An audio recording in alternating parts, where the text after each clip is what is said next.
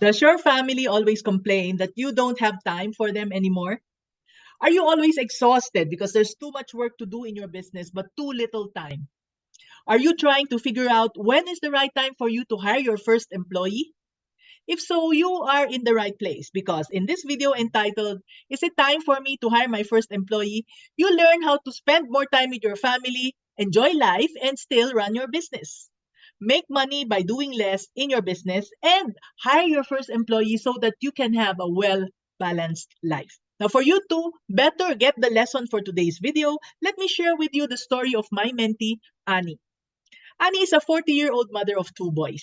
She owns a gift and party souvenir shop. And here's a little background on why she decided to start her own business. Before, she used to work abroad as a private duty nurse until she was forced to resign when one of her sons got seriously sick.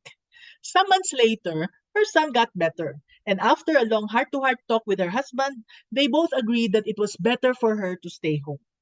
But Annie still wanted to help augment their income. And so she thought of starting a business in which she tapped her talent in creating handicrafts. This gave her the idea to open her job in their garage. At first, business was low, but she continued making samples which she would post on Facebook and Instagram. And getting a great deal to provide giveaways for a wedding, the couple was pleased with her products. And that's when more orders started flowing in. There's one customer who even suggested for her to set up an e-commerce store like in Lazada or Shopee. Oh, thank you for telling me that. I'll think about it, Annie said. Now, wanting to increase her sales, she eventually set up her e-commerce store. Now, whatever the occasion or event was, her customers would give her positive reviews. And because she was doing almost everything by herself, she'd sleep late at night just to make sure that the giveaways would be ready for delivery as promised. Although her business did well, her relationship with her husband got affected. He would complain that she's all work and no play. I supported you in this because you said it's what you wanted to do, but you are always unavailable that it felt like you were working abroad again. This was her husband's complaint. Annie was getting more upset with her husband for blaming her that she prioritizes her business over their marriage. He didn't seem to appreciate her efforts. Still, she felt guilty about it. And so she tried to squeeze in more time for her family. And at the same time, she made sure that she did not neglect her business. Most of the time, Annie was exhausted, stressed, and she couldn't think clearly about how to juggle everything more efficiently. Soon, Annie lost some customers because she couldn't keep up with orders. Because of this, she got bad reviews in her e commerce store. Annie was heartbroken. Things in her family, her relationships, and her business were not working, and she did not know what to do.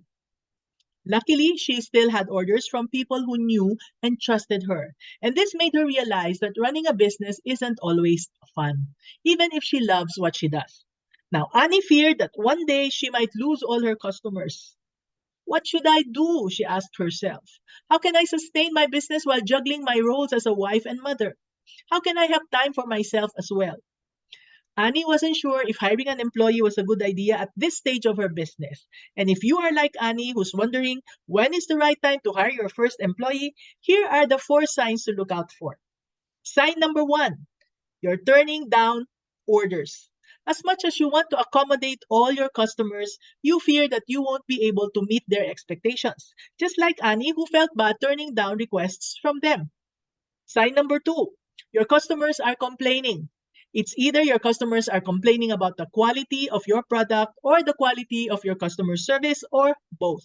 Now, getting bad reviews isn't good for your business. This scares potential customers away. Now, think of this domino effect. Without customers, you won't have sales, and sales is the lifeblood of your business. No sales means that your business will die soon. So Annie cried when she got one bad review after another because deep inside, she was doing her best. Of course, customers will be customers, right? They expect us to solve their problems, right? So, sign number three, you don't have time to do the daily bookkeeping. I always remind my mentees to make sure that they keep track of their finances. You see, having a good record keeping habit is important.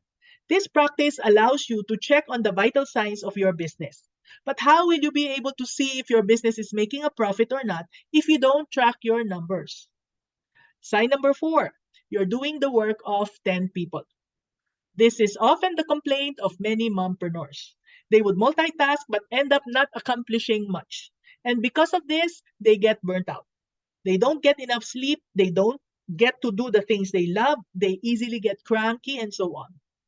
If you can't even carve out much needed me time, you're doing more tasks than you can handle. So, those are the 4 signs you have to watch out for to know if it's time for you to hire. Why hire? The essence of hiring is to delegate. Simply put, delegating means entrusting your tasks to another person. You see, when your mind is free, you can think of ways of growing your business. So when you hire and delegate, it's not a waste because you save time. And in the time you save, your mind will be free to think of other ways to make money. Even if we call ourselves superwomen, we still cannot do everything on our own. Now, you might wonder what happened to Annie. Well, it took her a while to get her business active again. At first, she was scared to hire her first employee, thinking she might not have the money to pay the salary. But her dream of growing her business outweighed her fears. And so, after consulting with me, Annie finally hired the first one.